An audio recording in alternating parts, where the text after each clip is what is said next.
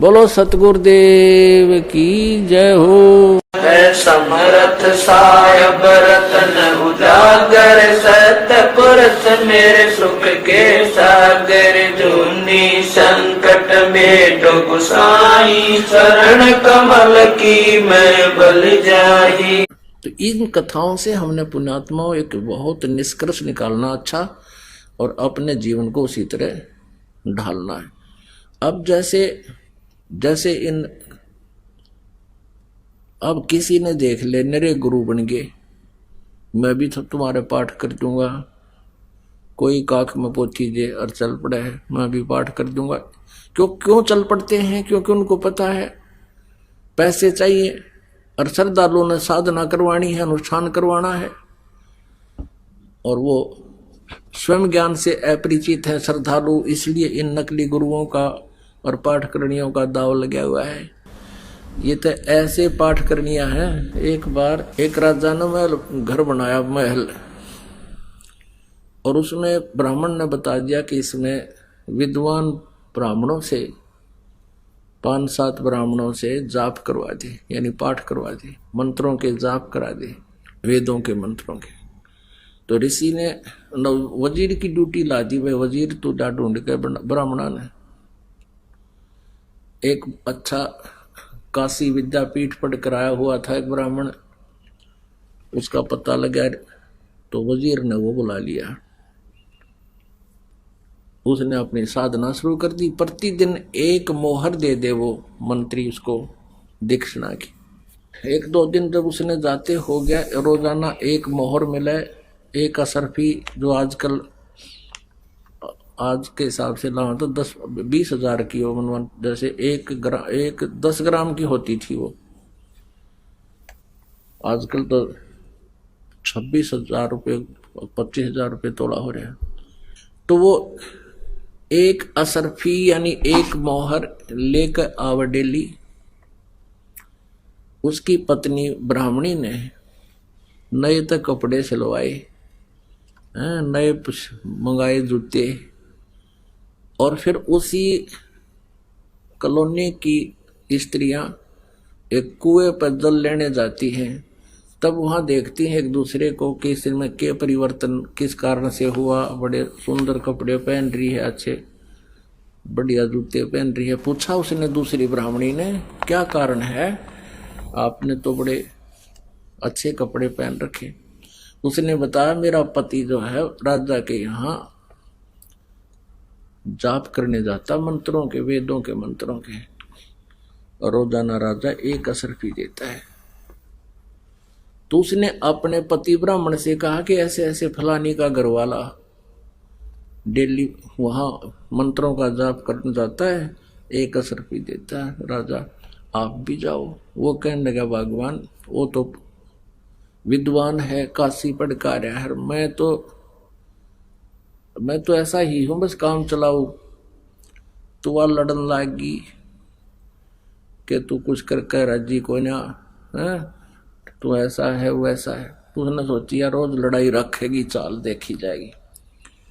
वो चला गया। वेशभूषा एक जैसी थी, ये दोनों है, ब्राह्मण वो और ब्राह्मण वो बाह्य आडंबर से। अब वहां पहुंच गया वो, मंत्री से कहने लगा, भाई मैं भी आ गया पाठ करने, कहा जा बैठ जाओ पंडित जी, मन तो जरूर थी 5-7 ब्राह्मण इकट्ठे करने हैं। वो भी बैठा दिया, वो वहां बैठा मंत्र करे, वो वहां बैठ गया। अब उसने कुछ कहना आवा नहीं था। वो कहे वो भूर्भुवः स्वः, और वो नो कहे जो यू कवे स्वाहा, जो यू कवे स्वाहा। और शाम को दोनों को एक एक असर भी मिल गई। फिर तीसरी को पता चला, उसने और अपना भेज दिया। ऐसे कह सुन के वो विनाट्या बतेरा मेरे बस का ना है, वो भी भेज दिया।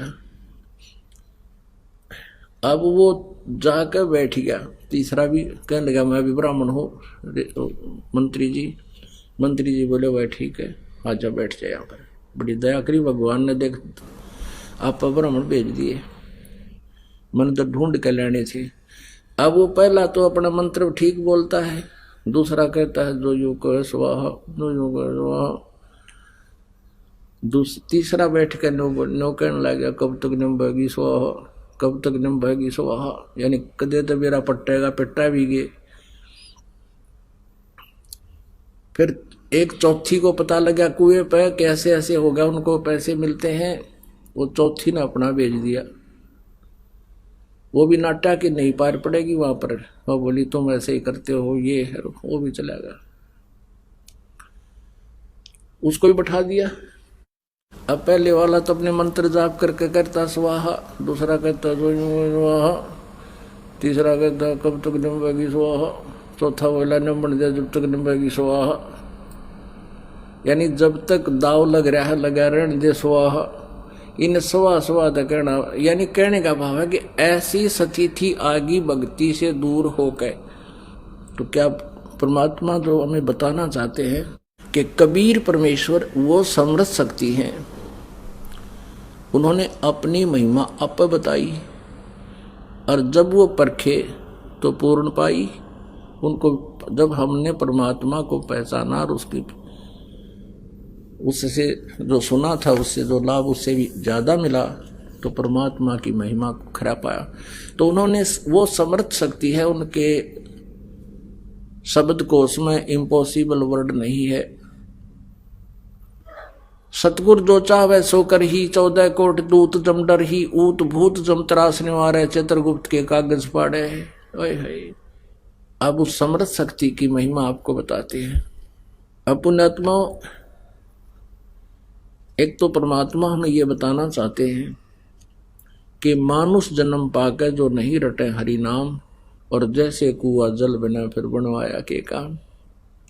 इस मनुष्य जीवन का यदि कोई उपयोग है, इसका लाभ है, तो केवल परमात्मा प्राप्ति है, अन्यथा इसका कोई यूज नहीं। जो कार्य मनुष्य जीवन में हम कर रहे हैं वो पशु पक्षी भी करते हैं, हमसे भी ज्यादा प्यार से वो अपने बच्चों का पालन करते हैं, प्रजनन करते हैं, और यही क्रिया केवल हम ही करके मर जाते हैं। तो हमारे जैसा नालायक कोई को ना। अब ज्ञान हुआ भगवान की भक्ति से, तो प्रसंग जो चल रहा है,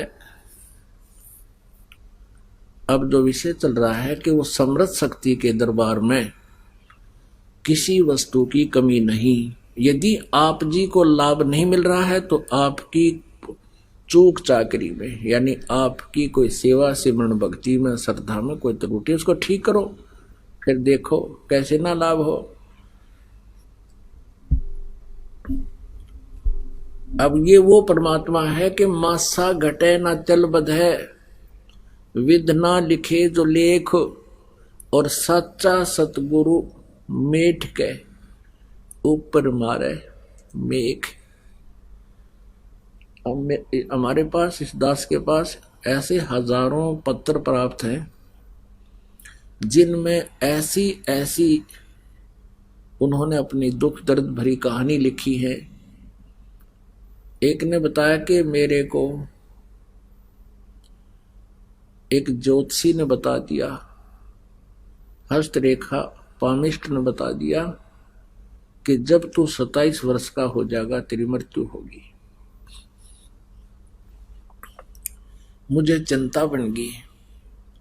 मैंने एक और दूसरे पामिष्ट से दिखाया, उसने भी यही बताया। मेरा और कलेजा पकड़ा गया, मर गया भाई। उम्र मेरी उसमें 20-21 वर्ष की, मुझसे नहीं रहा गया। मैंने पूछा भी कोई और ज्योतिषी है, कहीं किसी से जिक्र किया, तो तीसरा बताया कि बिल्कुल सब सच बता देता। उससे पूछा, उसने भी यही बताया कि तेरी तो 27 साल की आयु है। अब मैंने सोचा भी मर गया तू, तो बात बिगड़ गई। घर वाले कह तू ब्याह करवा ले, शादी करवा, और मैं नाटू ना नो बताऊं किस कारण से मना करता हूं कि कहीं इनको भी चिंता हो जा, मैं तो दुखी हूं ही हूं। ऐसे कति बिल्कुल खाना पीना भी छूट गया। ऐसे ही उसने सत्संग सुना एक दिन, किसी भक्त ने बताया कि तू क्या तकलीफ है तेरे, उसको भी नहीं बताओ, कहीं घर वालों को बता दे, चिंता में मर जा। कहने लगा मेरे कोई तकलीफ है भाई, मैं ठीक नहीं हो रहा, इलाज करवा ले कहीं से। भक्त ने कहा कि इलाज मैंने सारा करा लिया, कोई आराम नहीं होता। तो उसने कहा हमारे गुरुजी के पास चल, उपदेश ले ले। वो जो इन पामिष्टों से हाथ दिखा कर आया था, उसने भविष्य बता रखा था, वो कहने लगा मेरी बीमारी का इलाज इस पृथ्वी पर कौन है। उसने कहा भी हमारे गुरुजी के पास तो बीमारी बात बता कह है, परमात्मा कबीर जी का, कबीर जी जो है ना उम्र भी बढ़ा देते हैं। वो कहने लगा सच्ची है, कहा सच्ची, क्या सच्ची बात है, कहा सच्ची बात। उसके कहने से उसको कुछ आशा हुई कि मैं चल देखता हूँ, आ गया, सत्संग सुना। एक दो परमात्मा की कृपा से उसने बताया नहीं किसी को अपनी कि उसके साथ क्या हो रहा था। एक आधे और को जो वो भगत जानता था कि देख इससे पूछ ले इसकी कैसे मृत्यु बता रखी थी, उसने बताया कि मेरे को यम के दूत ले गए, जो पामिष्ट से हाथ दिखा रहा था उसको भगत बता रहा है को, और मेरा समय पूरा हो गया था, मुझे यम के दूत लेने आ गए, मुझे जबरदस्ती ले गए ऊपर, नाम ले रखा था। ऊपर जाकर देखा, धर्मराज ने निकाला मेरा अकाउंट, कहने लगा भाई इसकी उम्र तो बिल्कुल इतनी ही है, इसको पटक दो नरक में। उसी समय परमात्मा इस दास के रूप में पहुंच गए कि खबरदार छोड़ो इसको। धर्मराज कहने लगा जी मेरे इसमें अकाउंट में तो इतनी उम्र है इसकी, बोला तेरे अकाउंट नंबर आप पूरा कर दूंगा, इधर छोड़ो। तो धर्मराज ने देखा कि उसके उस अकाउंट में, उसके खाते में उसकी 80 वर्ष की आयु होगी, कहाँ 30 वर्ष की आयु, वो मृत्यु को प्राप्त हो रहा था। कहता मैं वापस आया, छोड़ दिया, और वापस आया तो मेरे हाथ पैर काम नहीं करें। ये निंद्रा की बात है, मतलब रात्रि के सोपन है, मेरे हाथ पैर काम नहीं करें। 1 घंटे के बाद मेरे हाथ धीरे धीरे हलन लगे और मेरा शरीर कतीनों पसीना पसीना हो रहा। यदि ऐसी स्थिति ना होती तो मैं ये सोचता मैंने सपना देखा है। तो पुण्यात्मा उसका यकीन होया, उपदेश लिया। उसके बाद उसके कोई तकलीफ नहीं हुई और 27 साल भी पूरा कर गया, शादी करवा ली। उसके बाद ब्याह करवाया, उसका डची नहीं है बात, 27 साल पूरे हो लिए। फिर वो पामिष्ट के घर गया, क्योंकि ये गलती है हमारे अंदर, त्रुटि है। वो पामिष्ट को दिखाने गया, दूसरे उपदेश लेने के बाद पामिष्ट, दूसरे पामिष्ट से, तीसरे चौथे से उसने दिखाया कि भी तेरी तो आयु बढ़ गई, तेरी आयु तो बहुत लंबी है। फिर वो गया उन्हीं के पास पहले जिसको दिखाया था, उसको उनको पता नहीं था, ये पहले भी हाथ दिखा कर जा रहा है। वो कहने लगे तेरी उम्र तो काफी अच्छी लंबी है, वृद्ध होकर मरेगा। तो तब उसने उन पामिष्ट से कहा कि आप उस दिन मेरे 27 साल की उम्र बता रहे थे। तो वो कहने लगा भाई तेरी 27 साल की होगी तो हमने बता दी तेरी रेखा में, पर आज 27 की नहीं है, आज तो बहुत बड़ी 80-85 साल की। तब कहने लगा, भगत कह रहा था मैंने ज्योतिषी से कहा कि आजा तो भी नाम ले ले। देखो ज्योतिषी क्या होता है, वो बता सकता है कि तेरी इतनी भाग्य में ये इतनी उम्र है और तुझे इतना धन प्राप्त हो सकता है, संपत्ति प्राप्त हो सकती है तेरे जीवन में, लेकिन वो उसमें कम बत्ती नहीं कर सकता, वो बढ़ा नहीं सकता।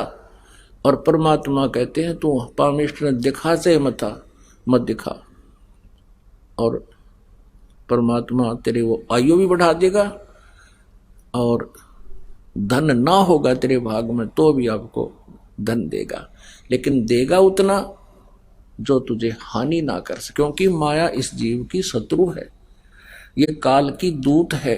यहाँ का झूठा सुख दिखा के, जैसे रावण को कितना, रावण के राज्य में कहते हैं हीरे पन्ने और जवाहरात ऐसे बिका करते जैसे अपनी मंडिया में गेहूं और धान बिके।